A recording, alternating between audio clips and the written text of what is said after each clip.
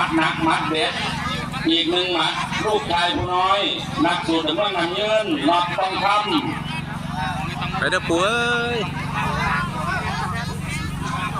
รวมครับคุณพ่อผู้ใหญ่บ้านมูซีบวกคุณพัทยาผลงานจะสดใสสาบซ่าหรือโหดมั่ง5ต้องติดตาม50-400ขออนุญาต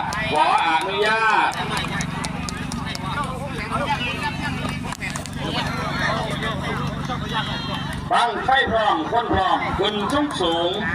ลงสัตว์ป่าทำเวลาได้หลายทำเวลาได้เยอะๆลูกชายผู้น้อยน็อตทองคำผู้ใหญ่บ้านมูซีบวกคุณพัทยาปฏิงานจงโชคดีไป2-1ไป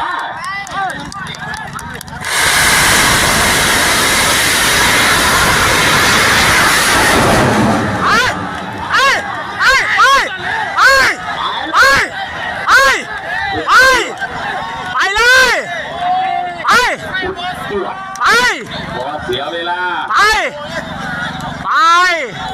การเดินทางดีนะครับในจังหวะแรกสปีดฐานเราทำไป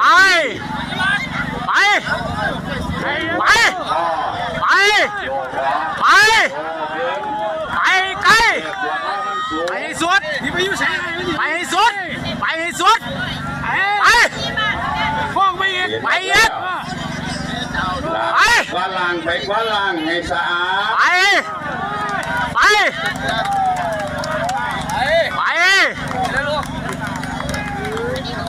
ดังหัวไฟแย้ม